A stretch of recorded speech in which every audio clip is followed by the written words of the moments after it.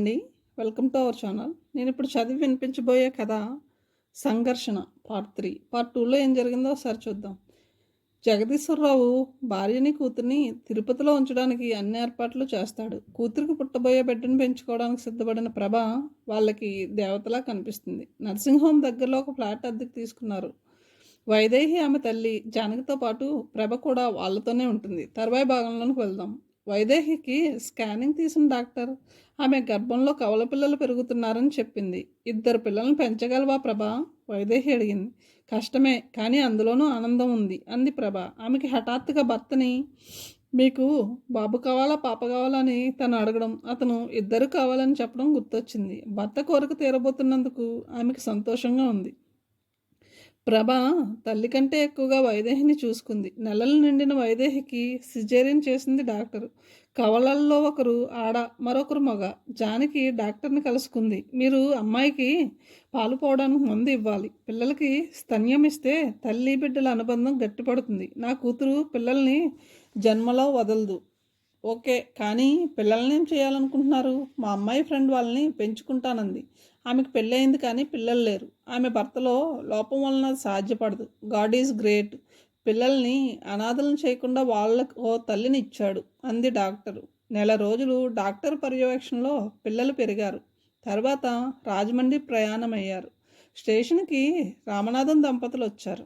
పిల్లలతో ట్రైన్ దిగబోతున్న ప్రభని వారించి పిల్లల నుదుట ముద్దుల వర్షం కురిపిస్తూ బావురమంది వైదేహి. నా దగ్గర పెరుగుతున్న వాళ్ళు ఎప్పటికీ నీ పిల్లలే. నువ్వెప్పుడు కావాలంటే అప్పుడు వాళ్ళని చూడొచ్చు అని ఆమెను ఓదార్చింది ప్రభ. వైదేహి పిల్లల్ని వదలలేక వదిలింది. రిక్షా దిగి చేతుల్లో పసిబిడ్డతో నుంచున్న ప్రభకి ముత్తైదువుల చేత దిష్టి తీయించింది సూర్యకాంతమ్మ. ప్రభ రమ్యని, పార్వతమ్మ హరిని ఎత్తుకుని ఇంట్లోకి నడిచారు. ప్రభ నెల తప్పిందని కనీసం ఉత్తరమైనా రాయని వియ్యాల వారి మీద కోపం, కోడలి సీమంతం ఘనంగా చేద్దామని తన కోరిక తీరలేదనే అసంతృప్తి మనమల్ని చూడగానే సూర్యకాంతమ్మ మనసులోంచి మటుమాయమయ్యాయి. అంతవరకు తను తప్పు చేసిందేమో అనే గిల్టీ ఫీలింగ్తో బాధపడుతున్న ఆవిడ కోడలి మొహంలో నవ్వు చూశాక తృప్తిగా నిట్టూర్చింది. నా వజ్రాల మూట ఏడి, నా బంగారు తండ్రి ఏడి అని మనమడిని ఎత్తుకుని ముద్దులాడింది. నారాయణరావు అయితే రమ్యని క్షణం కూడా వదలడం లేదు. 3వ నెల వచ్చినా పిల్లలు అల్పకంగా ఉన్న చలాకీగా ఆరోగ్యంగా ఉన్నారు. పార్వతమ్మ వియ్యపురాల వైపు తిరస్కారంగా ఒకసారి చూసి కాళ్ళు కడుక్కోవడానికి పెరట్లోకి వెళ్ళింది. ఇంతలో పిల్లలిద్దరూ ఆకలికి ఏడవడం మొదలుపెట్టారు. ప్రభా, వీళ్ళకి పాలు పట్టి ఎంతసేపు అయింది? కోడలను అడిగింది. చాలాసేపు అయింది అత్తయ్య. పిల్లలు నా గదిలోకి తీసుకెళ్ళు. ప్రభ వంటగదిలోకి వెళ్ళి స్టవ్ వెలిగించి నీళ్లు పెట్టింది. ఆమె చేతిలోని పాల సీసాలను చిత్రంగా చూస్తే, అదేమిటే పోతపాలు పోస్తున్నావు? నీ దగ్గర పాలు లేవు అంది. లేవత్తయ్య కూల్గా చెప్పి పిల్లల్ని గదిలోకి తీసుకెళ్ళింది. పార్వతమ్మ కూతురిని అనుసరించింది. తిరిగి బయటకు వచ్చిన ఆవిడపై మొదలయ్యాయి వియ్యపురాలి విసురులు. నెల తప్పిందని ఉత్తర ముక్కైనా రాయలేదు. 7వ నెలలో సీమంతమైనా చేయలేదు. నా కోడలు పురిటి మంచం మీద ఉండగా చూడాలనుకున్నాను. కనీసం డెలివరీ అయిందని కూడా చెప్పలేదు. మా అబ్బాయి చెప్తే వినడమే. ఇవన్నీ మీ అబ్బాయిని అడగండి. అన్నీ అతను చెప్పినట్టే చేశాం అంది పార్వతమ్మ. అవును, నేనే చెప్పొద్దన్నాను. ఊరంతా చెప్పుకునే గొప్ప విషయం ఇది అన్నాడు నారాయణరావు. సూర్యకాంతమ్మ నోరు మూతపడింది. పిల్లల బాలసారి ఘనంగా చేద్దామన్న అత్తగారి ప్రతిపాదనని తిరస్కరించింది ప్రభ. వద్దత్తయ్య, ఎవరిని పిలవద్దు. సింపుల్గా మనమే కానిచ్చేద్దాం. ఇన్నాళ్ళకి ఇంట్లో పసిపిల్లలు కేరమన్నారు. నా ముచ్చట తీర్చుకొని వద్దు, నాకు ఇష్టం లేదు ఖరాఖండిగా ధ్వనించింది ప్రభస్వరం. నారాయణరావు వంత పాడాడు. సూర్యకాంతమ్మ మిన్నకుండిపోయింది. ఇరుగు పొరుగు వాళ్ళు పిల్లలను చూడడానికి వచ్చి తలో రకంగా వ్యాఖ్యానించేవారు. మరోసారి కష్టపడకుండా కొడుకుని కూతుర్ని ఒకేసారి కన్నావమ్మా అంది ఒక ఆవిడ. పిల్లాడు ఎవరి పోలకో చెప్పలేను, కానీ పిల్ల మాత్రం వచ్చు కామేశ్వరరావు పోలకే మరొక ఆవిడ అంది. అదేమిటి, వస్తే నా కొడుకు పోలిక లేకపోతే నా కోడలు పోలిక రావాలి, కానీ మధ్య వాడి పోలిక ఎందుకు వస్తుంది? గతుక్కుమన్న సూర్యకాంతమ్మ మొహం గంటు పెట్టుకుని అంది. ఏం బాబాయ్ పోలిక రాకూడదనేమేంటి? వంకరగా నవ్వింది ఆవిడ. అలా నోటితో మాట్లాడుతూ నొసలతో వెక్కిరించినట్టుండేవి వాళ్ళ మాటలు. ప్రభ భావరాహితమైన ముఖంతో వాళ్ళ మాటలు వినేది. సూర్యకాంతమ్మ వచ్చిన వాళ్ళు వెళ్ళాక వాళ్ళని తిట్టుకునేది. నా మనవులు ఎవరి పోలికైతే వాళ్ళకెందుకు, చూసి వెళ్ళక అక్కర్లేని వ్యాఖ్యానాలు ఒకటి అని ఎసడించేది. ప్రభా క్షణంలో అత్తగారి వైపు చూసిన చూపులో పదునైన భావం కనిపించేది. నల్లబడిన ఆవిడ మొహంలో అపరాధ భావన కనపడేది. సూర్యకాంతమ్మకి ప్రభని చూస్తుంటే ఆమెలో బాలింత లక్షణాలు కనబడకపోవడంతో అనుమానం వచ్చేది. ప్రభ నిజంగానే పిల్లల్ని కందా లేక ఎవరి పిల్లలనైనా తెచ్చి పెంచుతుందా అనే అనుమానం ఆవిడది. రమ్యలో రోజురోజుకి స్పష్టంగా కనిపిస్తున్న కామేశ్వరరావు పోలికలు ఆవిడకు ఊరట కలిగిస్తున్న మనసులో ఆ అనుమానం ముళ్ళులా గుచ్చుతూనే ఉండేది. కోడల్ని నేరుగా అడగాలంటే భయం, సందేహం. నిప్పులేందే పొగరాదని ప్రభకి కామేశ్వరరావుతో ఆ సంబంధం లేకపోతే ఊరంతా ఎందుకు చెప్పుకుంటారు? రమ్యలో కామేశ్వరరావు పోలికలు ఎందుకుంటాయి అని తనని తాను సమాధానపరుచుకునేది. 6 నెలల తర్వాత తండ్రి తన పెళ్లి ప్రస్తావన తేగానే వైదేహి అదిరిపడింది. నాకు పెళ్ళా? వద్దు, నాకు ఇష్టం లేదు. జీవితాంతం ఒంటరిగా బతుకుతావా? మీరుండగా నేను ఒంటరిని ఎలా అవుతాను నాన్న? నీకు 100 ఏళ్ల జీవితం ఉంది. నీకు జీవితాంతం మేము తోడుగా ఉండడం ఎలా సాధ్యం? లక్షల ఆస్తికి ఒక్కగానొక్క వారసురాలివి నువ్వు. మగతోడు లేకుండా ఈ జనారణ్యంలో ఎలా బతకగలవు? ఆవేదనగా అడిగాడు జగదీశ్వరరావు. అందుకని పెళ్లి చేసుకుని మరో వ్యక్తిని మోసం చేయమంటారా? నీ గురించి అంతా తెలిసిన వ్యక్తి నిన్ను పెళ్లి చేసుకోవడానికి ముందుకొస్తే అలాంటి ఆదర్శ పురుషులు కథల్లోనూ సినిమాల్లోనూ మాత్రమే ఉంటారు, నిజ జీవితంలో ఉండరు. వస్తే చేసుకుంటావా? వైదేహి జవాబు ఇవ్వలేదు. సాయంకాలం ఒక అతను మన ఇంటికి వస్తున్నాడు. అతను నీకు నచ్చుతాడనే నమ్మకం నాకుంది. పెళ్ళి అనే మాట వినగానే వైదేహికి విరక్తిగా అనిపించింది. అతను చేసిన మోసం గుండెల్లో ఇంకా పచ్చిగా ఉండగానే తండ్రి వివాహ ప్రతిపాదన తెచ్చాడు. అతనికి తన సర్వస్వాన్ని అర్పించి అతని బిడ్డలకి తెల్లైన తను మరో వ్యక్తితో పెళ్లికి ఎలా సిద్ధపడగలదు? ఆమె మనశ్శరీరాలు ఎదురు తిరుగుతున్నాయి. సాయంకాలమైనా వైదేహి కూర్చున్న చోటనే స్తబ్దుగా కూర్చుని ఉంది. తల్లి వచ్చి పిలిచింది. నిన్ను మీ నాన్నగారు పిలుస్తున్నారు. అతను వచ్చాడు. వైదేహి మనసులో ఎలాంటి స్పందన లేదు. మనసు మంచుగడ్డల మధ్య నొక్కి పట్టినట్టు ఉంది. యాంత్రికంగా గది బయటకు వచ్చింది. రేగిన జుట్టు, నలిగిన చీరతో ఉన్న కూతుర్ని చూసి జగదీశ్వరరావు మనసు బాధతో మూలిగింది. కోట్ల ఆస్తికి ఏకైక వరసరాలు కూతురికి గొప్పింటి సంబంధం తేవాలని, పెళ్లి ఘనంగా చేయాలని ఎన్ని కలలు కన్నాడు. ఆయన బరువుగా నిట్టూర్చాడు. మా అమ్మాయి వైదేహి, ఇతను సుధాకర్. పరస్పరం పరిచయం చేశాడు. నమస్తే అన్నాడు అతను. వైదేహి ప్రతి నమస్కారం చేయలేదు. నిరాసక్తంగా చూస్తుంది. తండ్రి అడుగుతున్న ప్రశ్నలకు అతను వినయంగా జవాబిస్తున్నాడు. వైదేహి ఆలోచన స్రవంతిలో కొట్టుకుపోతుంది. తను చదువుకుంది. తండ్రి వ్యాపారాన్ని ఆయన మార్గదర్శకత్వంలో సమర్థవంతంగా నిర్వహించగలననే నమ్మకం ఉంది. తండ్రి ఎవరినో పెళ్లి చూపులకి తీసుకొస్తే మాత్రం తగుదనమ్మా అని తను ఎలా సిద్ధపడింది? తను పెళ్లి చేసుకోదు, స్థిరంగా నిశ్చయించుకుంది. వైదేహి గారు ఉలిక్కిపడింది. తండ్రి తామిద్దరినీ ఒంటరిగా వదిలి అక్కడి నుంచి ఎప్పుడు వెళ్ళిపోయాడో కూడా ఆమె గమనించలేదు. మీరేదో ఆలోచిస్తున్నట్టున్నారు, చిరునవ్వుతో అన్నాడు సుధాకర్. ఏం లేదు, అతని వైపు చూడకుండానే అంది. మీ నాన్నగారు నా గురించి మీకు చెప్పే ఉంటారు, ఉపోద్ఘాతంగా అన్నాడు. చెప్పారు. That's good. మీకేమైనా అభ్యంతరాలుంటే తెలియచేయవచ్చు. పెళ్లి పట్ల తన నిరాసక్తిని అతనికి ఎలా తెలియచేయాలో అని ఆలోచిస్తున్న ఆమెకి అతనే ఆ ప్రస్తావన తేవడంతో రిలీఫ్గా అనిపించింది. నాకు పెళ్లి చేసుకోవాలని లేదు. ఎందుకంటే నేను మీకు తగిన దాన్ని కాదు. నేనే మీకు తగిన వాడిని కాను. నేను అనాథని. నన్ను పెంచిన అనాథ శరణాలయమే నన్ను చదివించింది. మీ ఫ్యాక్టరీలో ఉద్యోగానికి ఇంటర్వ్యూకి వచ్చిన నన్ను మీ నాన్నగారు మిమ్మల్ని పెళ్లి చేసుకోమని అడిగారు. మీ నాన్నగారు తలుచుకుంటే మీకు యువరాజుని తేగలరు. కానీ నన్నే ఎందుకు ఎన్నుకున్నారు? అది ఆయన గొప్ప మనసుకి నిదర్శనం. వైదేహి తలదించుకుని అంది. మీకు నా గురించి ఏమీ తెలియదు. అంతా తెలుసు. మీ నాన్నగారు చెప్పారు. మీకే నా గురించి ఏమీ తెలియదు. నాకు తెలుసుకోవాలని లేదు. ఎందుకని? పెళ్లి పట్ల నిరాసక్తత, లేక నేను మీకు నచ్చలేదా? మొదటిదే కరెక్టు. ఆ విషయం మీకు మొదట్లోనే చెప్పాను. అతను కొన్ని క్షణాలు మౌనంగా ఉండిపోయాడు. ఓకే వైదేహి గారు అని వెళ్ళిపోయాడు. వైదేహి చెక్కుళ్ళు అశ్రుదాలతో తడిసిపోతున్నాయి. పెళ్లి చేసుకోకూడదనే తన స్థిర నిర్ణయం వీగిపోయింది. తండ్రి బలవంతం ఒకవైపు, అంతకు మించి సుధాకర్ మంచితనం కాదు అతను కనబరిచిన అతి మంచితనం మరోవైపు తన నిర్ణయాన్ని సడలిపోయేలా చేశాయి. అతనితో తను పెళ్లికి అంగీకరించే వరకు ఎంత మంచితనాన్ని నటించాడు. పెళ్ళయ్యాక 4 రోజుల పాటు ప్రేమలో వాలలాడించాడు. అతని మంచితనం నటన అని, అతను తనపై కనబరిచిన ప్రేమ బూటకమని తెలుసుకునేటప్పటికే ఆలస్యమైపోయింది. సుధాకర్ తండ్రి దగ్గర ఉద్యోగస్తుడు. ఆయన బాస్ తను సబార్డినేట్ అన్నట్టు వినయ విధేయతలతో ప్రవర్తించేవాడు. ఇంటి అల్లుడయ్యాక కూడా అతని ప్రవర్తనలో మార్పేమీ లేదు. అదే వినయం, డబ్బు తెచ్చిన హుందాతనం, ఖరీదైన బట్టలు, ఇంపోర్టెడ్ వాచ్, నల్లగా నిగనిగలాడే ఖరీదైన షూస్తో అతను గొప్పింటి బిడ్డలా ఉన్నాడు. జగదీశ్వరరావు తన ఫ్యాక్టరీకి అతన్ని ఎండీని చేశాడు. మారుతి జన్ కారు కొని అల్లుడికి బహుమతిగా ఇచ్చాడు ఆయన. ఎందుకండి, ఆటోలో వెళ్తాను మొహమాటంగా అన్నాడు సుధాకర్. నాకు అల్లుడువైనా కొడుకువైనా నువ్వే. నువ్వు కారులో తిరుగుతుంటే చూడాలని నా కొడుకును కాదనుకు బాబు, ఆయన ఆర్ద్రంగా అంటుంటే సుధాకర్ కళ్ళు చెమర్చాయి. ఆయన ప్రోత్సాహంతో డ్రైవింగ్ క్లాసులకు వెళ్తున్నాడు. నెల తిరిగేసరికల్లా డ్రైవింగ్లో నిష్ణాతుడయ్యాడు.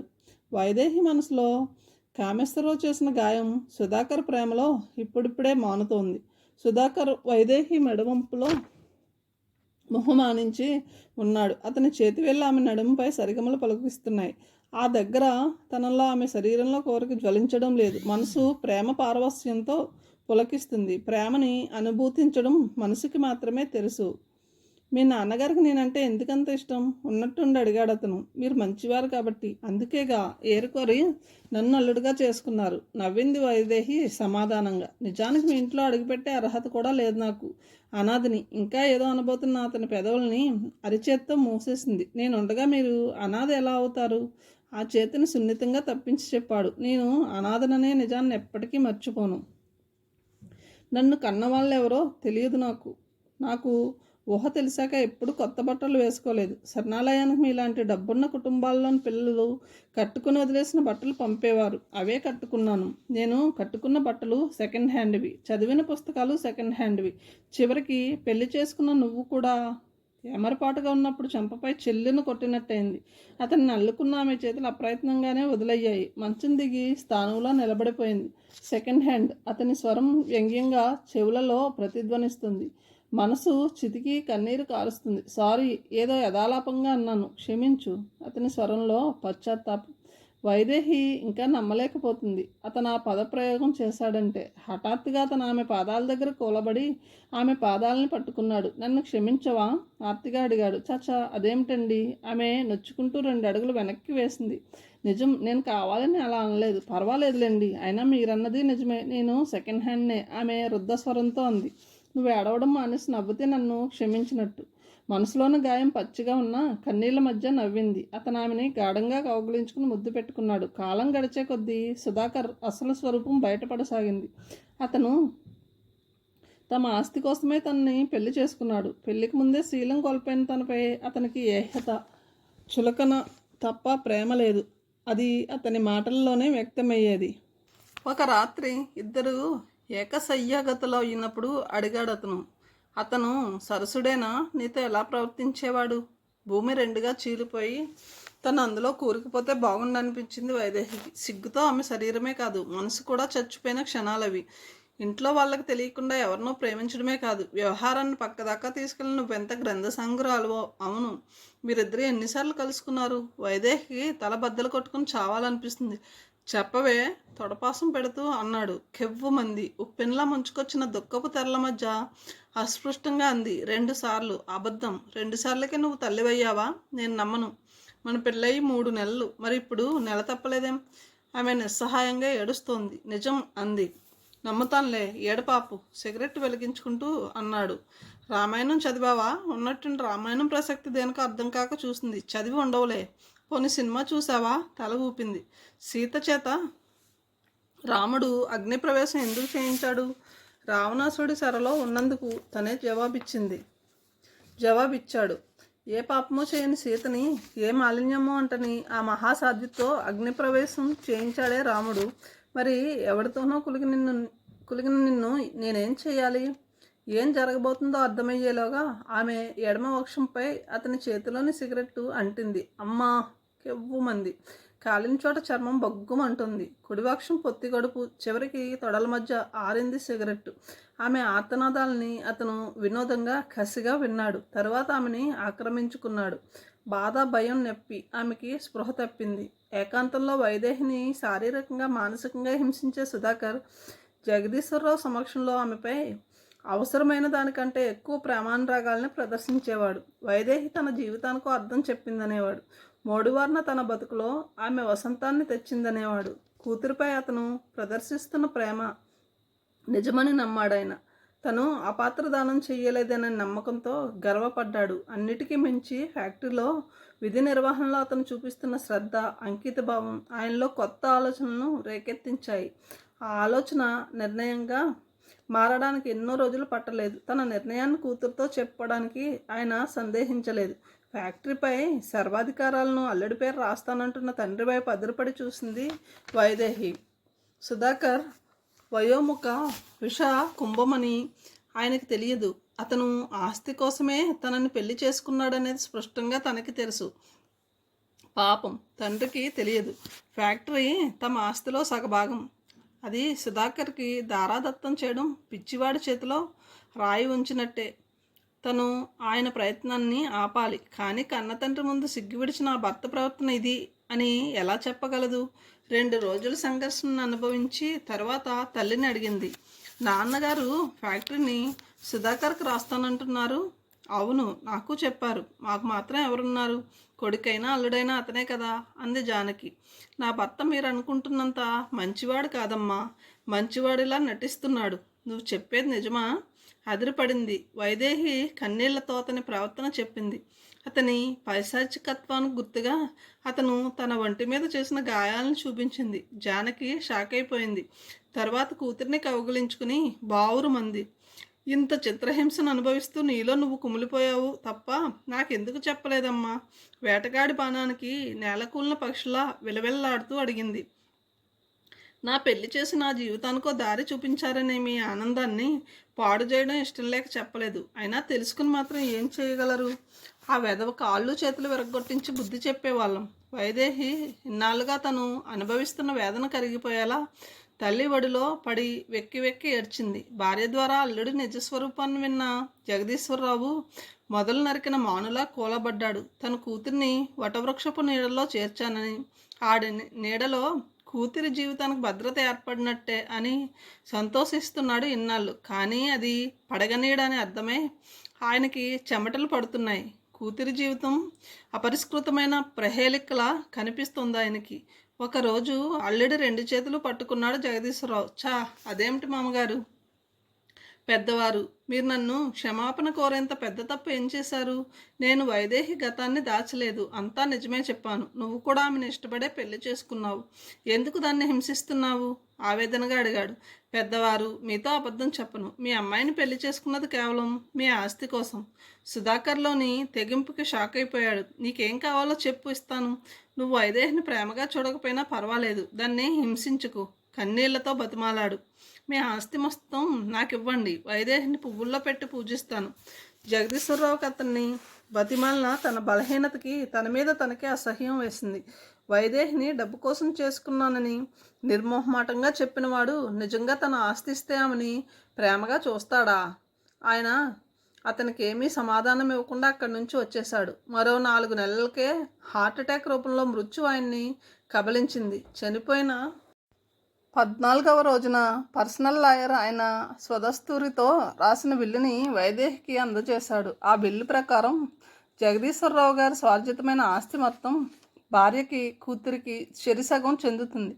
జానకి తదనంతరం ఆమె ఆస్తి కూడా వైదేహికి చెందుతుంది. ఒకవేళ వైదేహికి పిల్లలు పుట్టకపోతే ఆస్తి మొత్తం గౌతమి జీవకారుణ్య సంఘానికి, మదర్ తెరిసా చారిటీస్కి చెందుతుంది. ఆ రాత్రి సుధాకర్ వైదేహిని అడిగాడు. మీ నాన్న విల్లు రాశాడుట? అవును అంది. ఆ టైంలో ఆమె డైనింగ్ టేబుల్ దగ్గర అతనికి భోజనం వడ్డిస్తుంది. ఏం రాశాడు ఆ బిల్లులో? మొదటిసారిగా తెగించింది వైదేహి. మీకు ఒక్క పైసా కూడా రాయలేదు అంటే? ఆమె తండ్రి బిల్లులో ఏం రాశాడో యథాతథంగా చెప్పింది. సుధాకర్ కళ్ళు ఎర్రబడ్డాయి. ముసలాడు నన్ను నిలువునా ముంచేశాడు. వీడింత పని చేస్తాడని తెలిస్తే ఎప్పుడో వాడిని చంపేద్దును. చచ్చి బతికిపోయాడు. ఆస్తి నాకు రాయొద్దని నువ్వే వాడికి చెప్పుంటావు. నిన్ను బతకనివ్వనే అంటూ అతను ఆమె పైకి లంఘించి మెడని చేతుల్లో దొరకబుచ్చుకుని బలంగా నొక్కడం మొదలెట్టాడు. వైదేహి నాలుక కనుగుడ్లు వెల్లుకొస్తున్నాయి. అతని చేతుల్లో ఆ రోజు తను చావడం ఖాయమనిపించింది. అప్పుడే కిచెన్లోంచి బయటకు వచ్చిన వంట మనిషి ఆ దృశ్యాన్ని చూసి బిగ్గరగా అరిచింది. పనివాళ్ళంతా అక్కడ చేరి అతన్ని వెనక్కి లాగేశారు. జానకి చనిపోయాక అతని ఆగడాలు మరీ మితిమీరిపోయాయి. వైదేహి అతని అడ్డు తొలగించుకోవాలనుకుంది. తన పలుకుబడిని, డబ్బుని ఉపయోగించింది. ఒకరోజు డబ్బు కోసం అతను ఆమెతో గొడవ పడ్డాడు. వైదేహి కావాలనే గొడవ పెద్దదయ్యేలా చేసింది. అతను ఒళ్ళు తెలియని ఆవేశంతో ఆమెపై హత్యా ప్రయత్నం చేశాడు. సరిగ్గా అదే సమయంలో పోలీసులు రంగప్రవేశం చేశారు. సుధాకర్ అరెస్ట్ అయ్యాడు. ఫోన్ మోగింది. పక్కనే సోఫాలో కూర్చున్న కామేశ్వరరావు ఎంత పరధ్యానంగా ఉన్నాడంటే ఫోన్ మోగిన శబ్దం కూడా అతన్ని ఈ లోకంలోకి తీసుకురాలేకపోయింది. వంటింట్లోంచి సీత వచ్చి ఫోన్ రిసీవ్ చేసుకుని ఫోన్ మీకే అంది. అప్పటికే అతను పరధ్యాసగానే ఉన్నాడు. ఏమండి గట్టిగా పిలిచింది. ఉలిక్కి పడ్డాడు. ఫోన్ మీకే. అతను ఫోన్ అందుకొని మాట్లాడి పెట్టేశాడు. అప్పటి వరకు సీత అక్కడే నిలబడి ఉంది. అతను ఫోన్లో సంభాషించడం పూర్తిగానే అడిగింది. ఏమిటో ఇవాళ పరధ్యానంగా ఉన్నారు? మీ ప్రభ గుర్తుకొస్తుందా? సీత గొంతులో వ్యంగ్యం లేదు. ఆమె స్వరాన్ని విని ఆమెలో కదలాడే భావోద్వేగాన్ని పట్టుకోగల శక్తి లేదు అతడికి. పట్టుబడిన దొంగలా చూసిన కామేశ్వరరావు తలనొప్పిగా ఉంది. కాసేపు పడుకుంటానని బెడ్రూమ్లోకి వచ్చాడు. అతనికి నిజంగానే ప్రభ గుర్తుకొచ్చింది. తనకి లొంగని కొరకరాని కొయ్యలాంటి ప్రభ నారాయణరావులో మగతనం లేదని సూర్యకాంతమ్మ చెప్పిన మాట నిజమే అయితే మరి ప్రభకి పిల్లలు ఎలా పుట్టారు, రమ్యకి తన పోలికలు ఎలా వచ్చాయి అనే ప్రశ్నలు అతన్ని కొన్నేళ్లుగా వేధిస్తున్నాయి. అతనికి గతం గుర్తుకొస్తుంది. సూర్యకాంతమ్మ తన దగ్గర ఆ ప్రస్తావన తేగానే ఉలిక్కిపడ్డాడు కామేశ్వరరావు. తప్పు చేయకూడదని మందలించవలసిన పెద్దమ్మే తప్పు చేయమని ప్రోత్సహిస్తుంది. అతను కొన్ని నిమిషాల పాటు తను విన్న విషయాన్ని జీర్ణం చేసుకోలేకపోయాడు. నువ్వు కాదంటే నా వంశం నిర్వంశంగా అంతరించిపోతుంది. ఆవిడ ఏడ్చింది. కామేశ్వరరావు కళ్ళ ముందు ప్రభ కనిపిస్తుంది. ఆమె అసమాన సౌందర్యం, లావణ్యం గుర్తురాగానే అతని మనసులో చిన్న అలజడి. అది ఇదివరకప్పుడు లేనిది. సూర్యకాంతమ్మ మాటలతో అతనిలో ఆమె అందం పట్ల ఉన్న ఆరాధన కోరికగా మారింది. అతను ప్రభతో మాటలు కలిపాడు. మనసులోని కోరికకి ప్రేమ అనే ముసుగు వేసి ఆమెని ప్రేమించానన్నాడు. ప్రభ అతన్ని తిరస్కరించింది. బాహాటంగా ఆమెపై ఉన్న కోరికను వెల్లడించిన అతన్ని చెంపదెబ్బ కొట్టింది. కామేశ్వరరావు అవమానంతో దెబ్బతిన్న బెబ్బులే అయ్యాడు. అవమానంలోంచి ప్రతీకార జ్వాల రగిలింది. ఆమె జీవితంపై కొట్టాలి అనుకున్నాడు. ఒక సాయంకాలం 4 గంటలకి నారాయణరావు షాపులోను సూర్యకాంతం గుడికి వెళ్ళిన సమయం చూసి దొంగల ప్రభ ఇంటికి వెళ్ళాడు. వీధి తలుపులు మూసి ఉన్నాయి. అతను పిల్లిలా దొడ్డిదారిని ఇంట్లోకి ప్రవేశించాడు. పెరటి తలుపు పని మనిషి వచ్చే వాళ్ళకి తెరిచి ఉంచుతారని అతనికి తెలుసు. ఆ ఇంట్లోని అణువణువు అతనికి పరిచితమే. నేరుగా పడగదిలోకి వెళ్ళాడు. ప్రభ ఆదమర్చి నిద్రపోతుంది. ఉచ్ఛ్వాస నిశ్వాసాలకు అనుగుణంగా కదులుతున్న ఆమె యౌవనపు పొంగులు అతని మతి పోగొట్టాయి. బలవంతంగానైనా ఆమెను అనుభవించాలని కోరిక కలిగింది. అంతలోనే ఆమె మరో క్రూరమైన ఆలోచన వచ్చింది. పెరటి తలుపు తట్టిన శబ్దంతో పాటు అమ్మగారు అనే పిలుపు వినిపించింది. ఆ స్వరం ఆ ఇంటి పని మనిషి రత్తాలది. చెవులు రెక్కించాడతను. రత్తాలు వారగా తెరిచి ఉన్న తలుపులను తోసుకుని లోపలికి వస్తుందని తెలుసు. అతను షర్టు విప్పి భుజం మీద వేసుకున్నాడు. ప్యాంటు విప్పి రత్తాలు సరిగ్గా గది గుమ్మం దగ్గరికి వచ్చే క్షణంలో తిరిగి ప్యాంటు వేసుకున్నాడు. రత్తాలు నిశ్చేష్టిగా నిలబడిన ఆ దృశ్యాన్ని చూస్తుంది. కామేశ్వరరావు పట్టుబడిన దొంగలా చూస్తూ గది బయటకు వచ్చి హడావుడిగా షర్టు ధరిస్తూనే పెరటి గుమ్మంలోంచి పరుగులాంటి నడకతో బయటపడ్డాడు. రత్తాలు నోరు తెరుచుకుని చూస్తోంది. తెరిచిన దాని నోరు మూతపడలేదు. ప్రభా కామేశ్వరరావుల మధ్య ఉన్న అక్రమ సంబంధం దాని నోట 10 చెవులకు చేరింది. 10 స్వరాలు అందయ్యాయి. ఊరంతా చెవులు కొరుక్కున్నారు. గుంపు చింపులై గుసగుసలు పోయారు. కామేశ్వరరావు పగ చల్లారిన తృప్తితో విజయ గర్వంతో పైశాచికానందాన్ని అనుభవించాడు. కొన్నాళ్ళ తర్వాత ప్రభ పుట్టింటికి వెళ్ళిందని విన్నాడు. ఆమె నెల తప్పిందని లోకులు కాకలై కూశారు. అది అబద్ధమని కామేశ్వరరావుకి తెలుసు. ఏడాది తర్వాత ప్రభ కవల పిల్లలతో తిరిగొచ్చింది. ఆ పిల్లలు నిజంగానే ఆమె సంతానమా? అదే నిజమైతే వాళ్ళ జన్మకి కారకుడెవరు? లేకపోతే ఆమె ఎవరో కని వదిలేసిన పిల్లల్ని పెంచుకుంటుందా? రమ్యలో తన పోలికలు ఎందుకున్నాయి? ఈ ప్రశ్నలకి అతనికి ఇవాళకి సమాధానం దొరకలేదు. ప్రభ పిల్లల్ని చూడడానికి సీత, తన తల్లి శారదమ్మ వెళ్ళి వచ్చారు. ఆ రాత్రి 10:30 కావస్తుండగా సీత పడగదిలో అడుగుపెట్టింది. పుస్తకం చదువుతున్న కామేశ్వరరావు బద్ధకంగా ఆవలించి లైట్ ఆర్పు అన్నాడు. సీత అతనికి దగ్గరగా వచ్చి అతని కళ్ళల్లోకి సూటుగా చూస్తూ అడిగింది, మీ నుంచి ఒక నిజాన్ని తెలుసుకోవాలనుకుంటున్నాను. ఏమిటది? రమ్యకి మీ పోలికలు ఎలా వచ్చింది? అనూహ్యంగా ఆమె అలా అడగడంతో అతను బెత్తరపోయాడు. రమ్య, స్వప్న అక్క చెల్లెల్లా కాదు, ట్విన్స్లా ఉన్నారు. ఇదెలా సాధ్యం? నేను నారాయణ అన్నదమ్ముల పిల్లలం కదా. మా పిల్లలకి మా పోలికలే వచ్చుంటాయి అన్నాడు నవ్వుతూ. సీత చప్పున భర్త చేతినందుకుని మంచం మీద నిద్రపోతున్న కూతురి తలపై ఉంచింది. మీకు ప్రభకి సంబంధం లేదని మన పాపపై ప్రమాణం చేసి చెప్పండి. కామేశ్వరరావు మొహంలో నెత్తిరి ఇంకిపోయింది. తను చెప్పిన అబద్ధం ప్రభ జీవితాన్ని తలక్రిందులు చేసింది. కానీ సీత తనని ఇలా ఇరుక్కున పడేస్తుందనుకోలేదు. నీకేమైనా మతిపోయిందా? కోపంగా అన్నాడు. నేను పురిటికి వెళ్ళాక మీరు నడిపిన వ్యవహారం నాకు తెలుసు. పొద్దస్తమాను ప్రభ దగ్గరే ఉండేవారట కదా. ఎవరు చెప్పారు? బొకాయించబోయాడు. ఎవరు చెప్తేనేం? నిజమా కాదా? అబద్ధం. అదే మాట మన పాపపై ప్రమాణం చేసి చెప్పండి. తను తప్పు చేయలేదు కాబట్టి ప్రమాణం చేయవచ్చు. కానీ ప్రభని తలుచుకుంటేనే కసితో అతని పళ్ళు కరకరలాడాయి. తను తప్పు చేశాడని భార్య అనుకోవాలి. ప్రభశీలంపై పడిన మచ్చ ఎప్పటికీ జరిగిపోకూడదు. అతని చేతిని వెనక్కి లాక్కున్నాడు. మీరు ప్రమాణం చేయలేరు. ఎందుకంటే మీరు తప్పు చేశారు కనుక. హిస్టీరికల్గా అరిచిందామె. కామేశ్వరరావు మొహం పక్కకు పెట్టుకున్నాడు. స్వప్నపై ప్రమాణం చేసి అబద్ధం చెప్తే దానికి ఏమైనా అవుతుందని మీ భయం. మీరు నిజంగా తప్పు చేయకుండా ఉండుంటే మా వదినకు నాకు అక్రమ సంబంధాన్ని అంటగడతావా అని నా చెంప పగలగొట్టి ఉండేవారు. మీరు తప్పు చేశారు. కాదు నాకు అన్యాయం చేశారు. మీకు నేనేం లోటు చేశాను? నాకంటే ప్రభ అందగత్తె కావచ్చు, కానీ వావి వరుసలు చూడకుండా వదినతో, తల్లి లాంటి వదినతో అవధులు దాటిన ఆగ్రహంతో, కడుపు మండిన ఆవేశంతో నిలదీస్తోంది సీత. కామేశ్వరరావు నేలచూపులు చూస్తున్నాడు. సీతకు ఉక్రోషంతో దుఃఖం వస్తుంది. అతని మౌనం ఆమెని రెచ్చగొడుతుంది. ఆ పిల్లలిద్దరూ మీ పిల్లలే కదూ? అవును అన్నాడు సిగ్గుని బాధని అవసరమైన దానికంటే ఎక్కువగా వ్యక్తం చేస్తూ. అంతవరకు కేవలం తన మీద అనుమానంతో అతన్ని నిలదీసిన సీత అతని జవాబు విని కుప్పకూలిపోయింది. గుండెలు బద్దలయ్యేలా రోధిస్తున్నామని అసహాయుడై చూస్తున్నాడు అతను. ఉన్నట్టుండి సీత చరాలన లేచింది. నాకు ఇంత అన్యాయం జరిగాక నేను బతికి ఉండడం అనవసరం అని రయ్యమంటూ పెరట్లోని బావి దగ్గరకు పరిగెట్టింది. ఆమెని వెంబడించి వచ్చిన అతను ఆమెను బలంగా ఒడిసి పట్టుకున్నాడు. నన్ను చావనివ్వండి, నాకు బతకాలని లేదు. సీత అతని చేతుల్లో గింజుకోసాగింది. సీత దయవుంచి గొడవ చేయకు, నలుగురు వింటారు బతిమాలాడు. ఏం నువ్వు దాంతో కులికినప్పుడు నలుగురు ఏమనుకుంటారో అనే విషయం గుర్తు రాలేదా? ఏకవచనంలోకి దిగింది. నువ్వేం చేయమన్నా చేస్తాను, నీ కాళ్ళు పట్టుకుంటాను, దయవుంచి లోపలికి రా.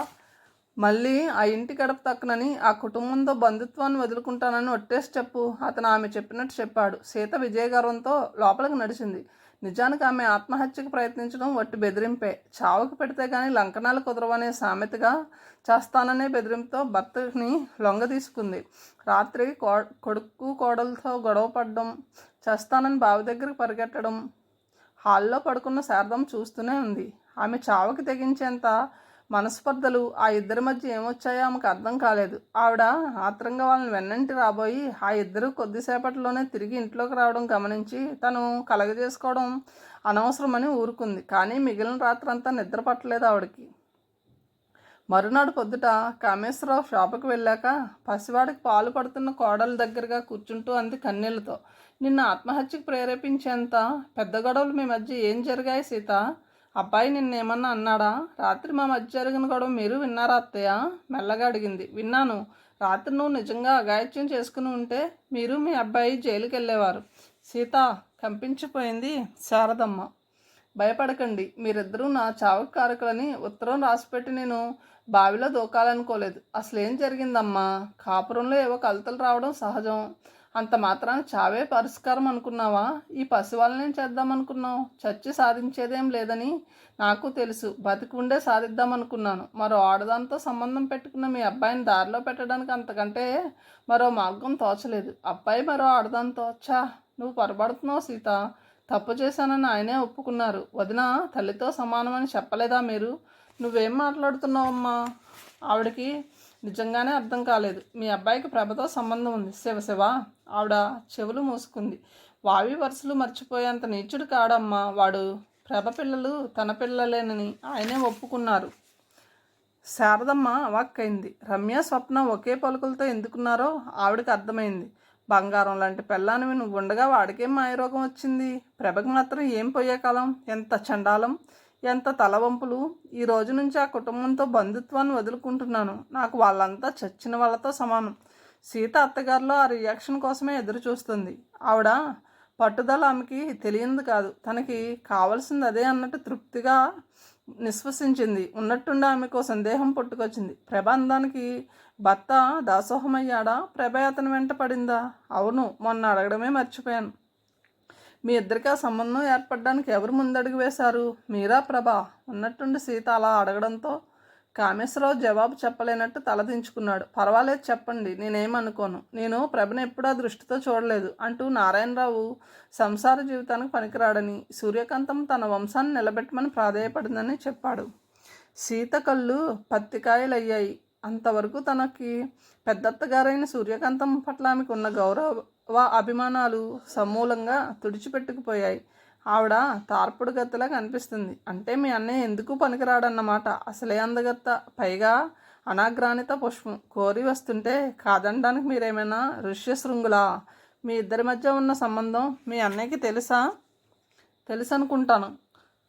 తన ఏహ్యతని తిరస్కారాన్ని ఒక్క చిత్కారంతో దింపుకొని సీత విసురుగా మంచం మీద ఉన్న తలగడ తీసి నేలపై వేసుకుని గోడవైపు తిరిగి పడుకుంది. మర్నాడు భర్త షాపుకి వెళ్ళాక సీత భర్త చెప్పిందంతా యథాతథంగా అత్తగారితో చెప్పింది. ఓసి దానమ్మ కడుపు కాల, ఎందుకు పనికిరాని కొడుక్కి పెళ్ళెందుకు చేసింది? కోడలికి ఎలాగోలా పిల్లలు పుట్టాలని వెధవ పని చేస్తుంది. అది అసలు ఆడదేనా? శారదమ్మ తిట్ల దండకం మొదలుపెట్టింది. మీ రెండు కుటుంబాల మధ్య బంధుత్వం రాకపోకలు ఇలాగే కొనసాగుతూ ఉంటే మీ అబ్బాయి నాతో సవ్యంగా సంసారం చేస్తారనే నమ్మకం నాకు లేదు. అందుకే ఇంక మీదట ఆ ఇంటి గడప తొక్కనని ఆయన చేత ఒట్టు పెట్టించాను. తప్పా అత్తయ్య? తప్పులేదమ్మా, నువ్వు కాబట్టి పెద్ద మనసుతో వాడిని క్షమించావు. మరో ఆడదైతే అరిచి యాగి చేసేది అంది శారదమ్మ. ఆవిడకి నిజంగానే సీత దేవతలా కనిపిస్తోంది. ఆ రోజు రాత్రి ఏం గొడవ పడ్డారో కానీ మళ్ళీ ఆమె నోరు తెరిచి భర్తని ఒక్క మాట కూడా అనడం వినలేదు ఆవిడ. భర్తని ఇదివరకులాగే ప్రేమగా చూసుకుంటుంది. అది ఆమె మంచి మనిషికి నిదర్శనం. కానీ సీత భర్తని పడగదిలో కోసే రంపకోత ఆవిడకి తెలియదు. కామేశ్వరరావు ఏదైనా ఆలోచిస్తూ పరధ్యాసగా ఉంటే ప్రభ గుర్తుకొస్తుందా అని వ్యంగ్యాన్ని గొంతులో ప్రతిఫలించనివ్వకుండా అడిగేది. ప్రభ అందమైందా? నేను అందమైందా అన్న మొహమాట పడకుండా చెప్పండి అనేది. అన్నిటినీ మించి పడకలు వేరు చేసి భర్తను దారుణంగా శిక్షించింది. పోలీసు వాళ్ళ దెబ్బల్లా పైకి కనపడిన ఆ రంపపు కోతను దిగమింగి మామూలుగా ఉండడానికి అతను చాలా కష్టపడుతున్నాడు. శారదమ్మకి సీత పట్ల అభిమానంతో కూడిన భయం ఏర్పడింది.